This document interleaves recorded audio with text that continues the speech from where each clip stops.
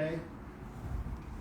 We are here to celebrate a very productive and exciting year for the Mountain Goat Trail Alliance in 2025, and also to celebrate a really productive collaboration between the Mountain Goat Trail Alliance and the Tennessee Department of Environment and Conservation. We began this partnership in, I believe, 2017 or 2018 with the Recreational Trails Program grant that we received to build 2 miles of trail between England Farm Road right down there and Tracy Elementary School. And as we're going to talk about, we have the TEEP grant, the 2025 grant, in which we built 3 sections of trail this year, 3 short sections of trail. And of course, most importantly, 2023 was the year we received the sizable funding from the governor's budget through the legislature and through TDEC. And with this funding, I think we've done a lot of really good things, and in 2026 we plan to do even more. In case you haven't heard yet, this week we finalized the acquisition of the very last piece of property between Swanee and Cowan. And woo! Woo!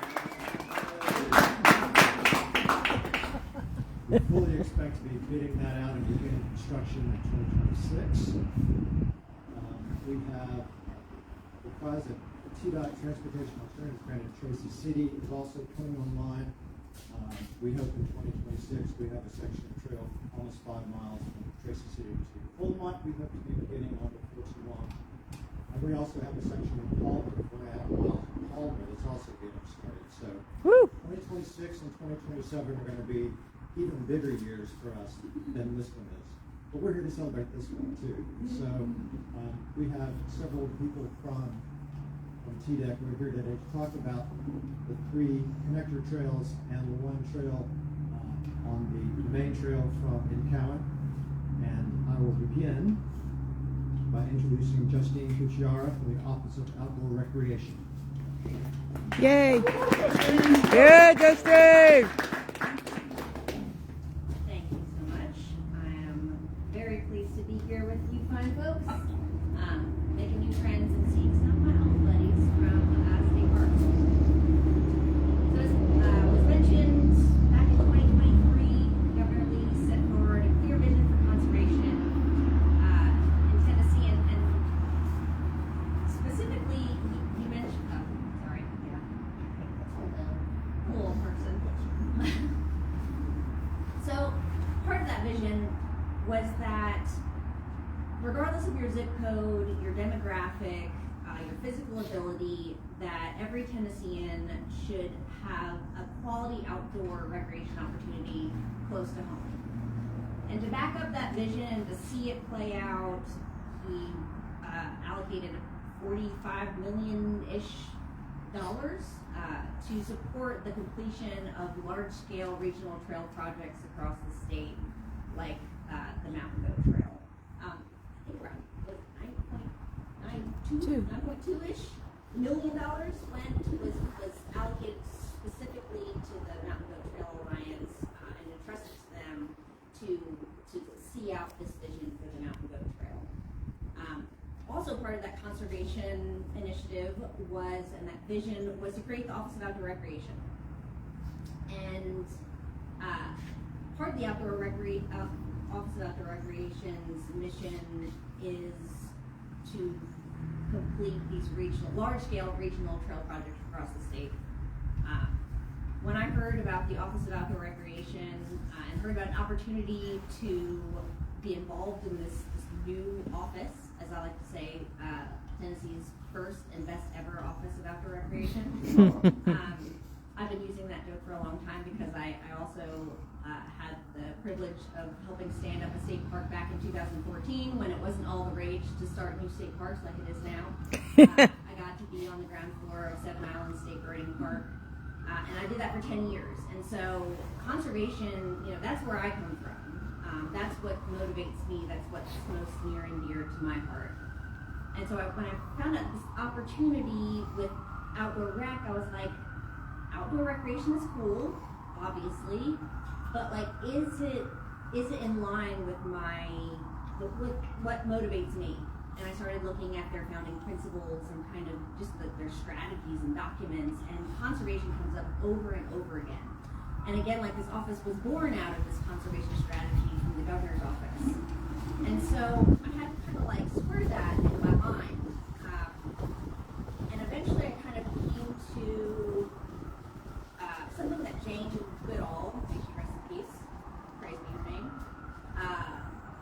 I won't quote it exactly, but essentially it's that if people don't experience something, like if they don't know it, they don't see it and touch it and feel it and smell it and taste it and get the dirt under their fingers, they can't love it. And if they can't love it and understand it, then they won't protect it.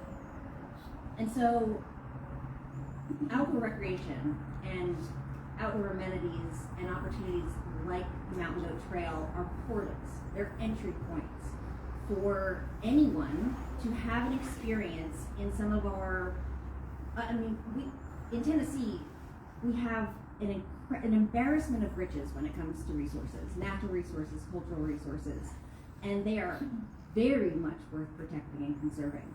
But we can't just build a fence around them and keep people out and have our scientists say, this is very important, don't touch this, but trust us, we should protect it. Like, that doesn't fly. Like, that's not sustainable. We need to find sustainable ways to invite people into these places that are so precious and so important, and to get them on, we like to call this in the business, the stewardship ladder. So we want to take people from maybe not even being aware of a resource, even if it's in their community. Caves are a perfect example in Tennessee. Most people don't know that we have more caves in Tennessee than almost anywhere else in the world. Like connecting our communities to these resources, we know that it builds our economies. We know it's good for rural economies, it's good for health outcomes. Like, these things we know, we have numbers to say that. But recreation also gets people on this ladder. It gets them from and maybe not even aware of this, to I am willing to take action to protect it. And there's a lot of those kind of folks here, and I'm sure you can think of the first time that you had that experience where you became aware of a resource through a recreation opportunity, and then came to care about it so much and believe so much in its value that you're willing to take your time, your resources, your influence, whatever it took to protect that thing. That's what outdoor recreation does, and that's how I got converted to being willing to put the next kind of chapter of my career towards, making sure that these resources were developed responsibly, and that they did serve that conservation initiative. We can't do that work without exceptional partners, or even pretty good partners. Sometimes pretty good partners are fun. The Mountain Goat Trail Alliance, they are exceptional partners. We've definitely proven that they're investment worthy. They've been able to take the resources given to them and leverage them to make more of an impact. They've built partnerships that are sustainable and enduring, and it's clear that we have kind of a shared mission and vision for developing outdoor recreation opportunities in the future. And they've really become kind of a benchmark for partnerships and organizations to support these kind of projects going forward. So we'll definitely be in touch, and we hope to continue to support your work, and we really appreciate what has been done so far. So thanks for letting me share my thoughts. Yay.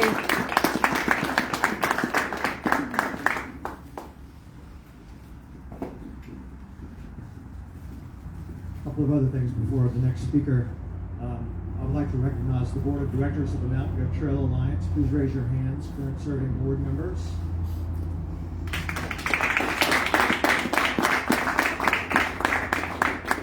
So I brought the entire paid staff of the MGTA up here to the podium with me. But this group, their experience, their expertise, their wisdom, their involvement is what drives this project, and we were very lucky to have these people in charge of this operation. So praise to them. The things on the table are for you guys to help yourselves too. We have t-shirts, huggers, stickers, brochures. Please grab something if you'd like. I also want to shout out one more person, the man behind the map. Johnny Hunter, our contractor.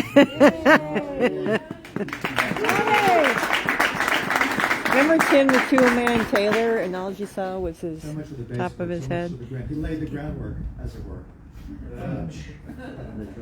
for these 4 sections. So, thank you. Our next speaker is the man who helped make, well, really made it happen. The Forest Pave, recycled tire paving on the 3 sections that we have on the Mountain Goat Trail. Chris Pianto with the Office of Sustainable Practices. Chris. Woo!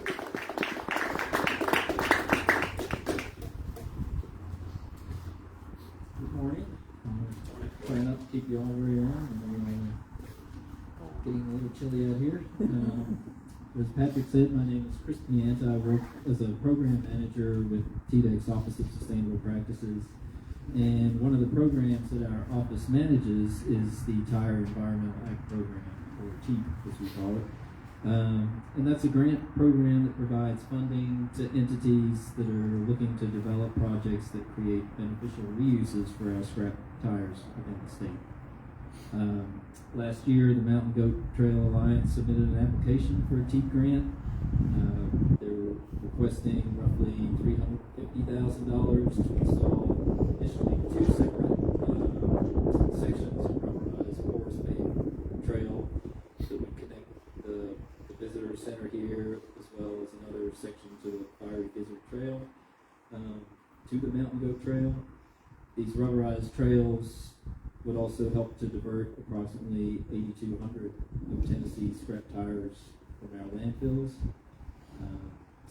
Our committee that reviews all these applications, they're very impressed not only with the environmental benefits of the project, but also the impact that it would have on the community as a recreational resource for so many Tennesseans, and also with it being such a publicly visible project, it would also help to continue to raise awareness of the importance of recycling and properly disposing of our waste tires here in Tennessee. So the project was awarded the grant, and after the construction of the initial 2 sections of the trail were completed, Patrick realized that there was some additional chrome rubber left over. So instead of having that go to waste, we were able to provide an additional $50,000 in funding to complete a 3rd section of trail in downtown Swanee. This project is just one example of how our Tire Environmental Impact Program is making a difference throughout the state. The program was established back in 2015 and receives approximately $1.5 million each year as grants to give away to different entities within the state to help address our state's scrap tire issue. Since the program's inception, we have funded almost 40 projects ranging from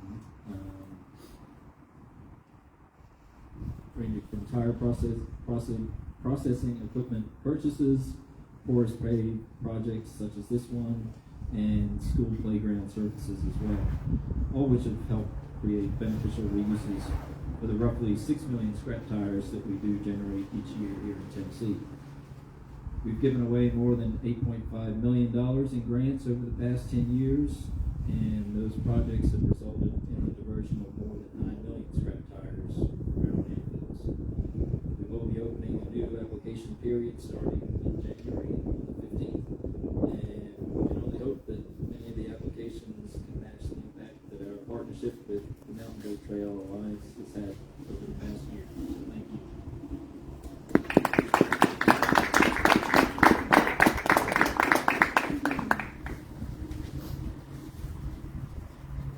Okay, now it's time for the ribbon cutting. We would like everyone, if you would, to join us. We're going to walk down this, we're going to cross the highway, first of all, that's the first drill. Then we're going to stroll down to the bridge at the bottom of this connector where we will have the ribbon cutting. We want everyone in the picture. So please come join us, grab some coffee or hot chocolate. Let's go.